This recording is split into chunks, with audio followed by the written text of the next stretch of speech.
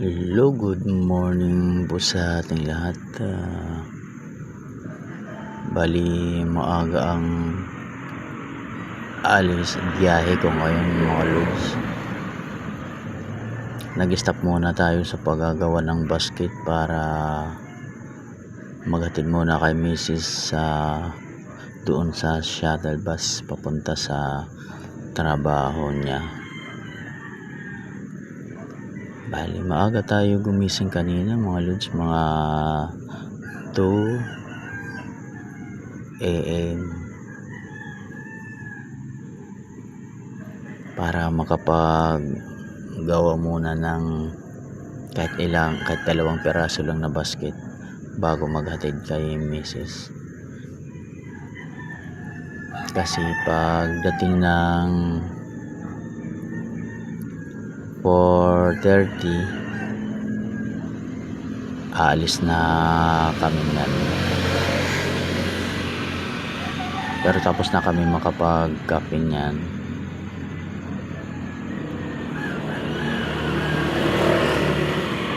At hindi naman maano yung biyahe namin ngayon kasi hindi ma-traffic pag ganitong oras maaga. Yung madaling araw. Ang ma-traffic lang naman pag pag pang araw ang pasok ni Mrs. sa trabaho niya. Halimbawa mga 6 AM ganyan, or pang hapon yung mga 2 o'clock. Lalo na 2 o'clock, kasagsagan talaga ng traffic yan.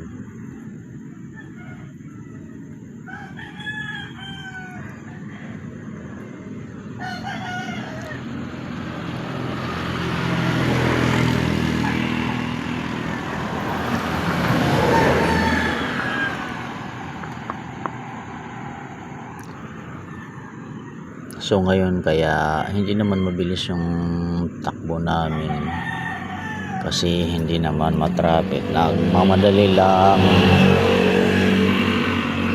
kami pa alam namin na matraffic yung oras.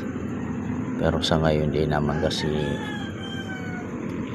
Pero hindi naman lagi madaling araw ay hindi matraffic. Minsan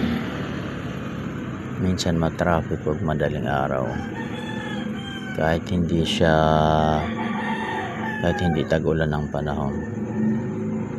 Minsan lang naman.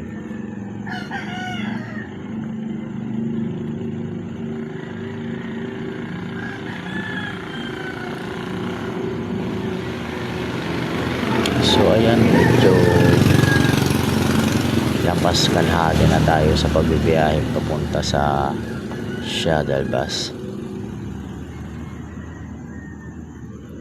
Mas maganda nga yung shuttle bus nila ngayon kung saan naghihintay sa mga pasahero kasi medyo lumapit na sa gasoline station lang.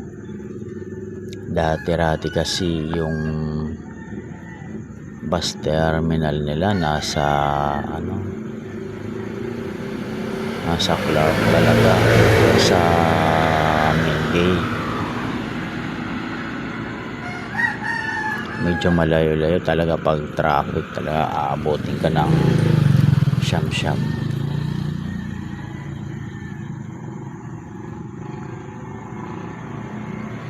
Pero pag alam ko naman na matraffic yung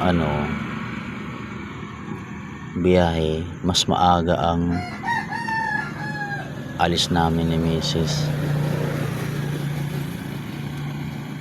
para hindi malate trabaho. Ganun din ako. Sa bagay kahit di naman matraffic, lagi naman ako maaga na nagbibiyahe kasi di lahat ng oras ay hindi matraffic. Kailangan kahit hindi mo inaasahan na ay walang traffic ngayon kasi ganitong araw, pero nabubulagan na lang ang traffic pala.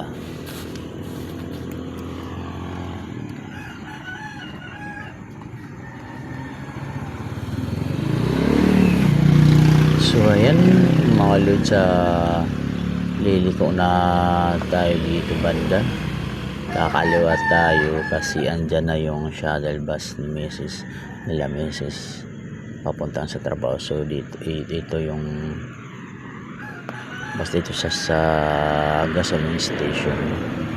So hanggang dito lang muna mga lods. Bye bye, God bless us all. Good morning everyone sa mga gising na.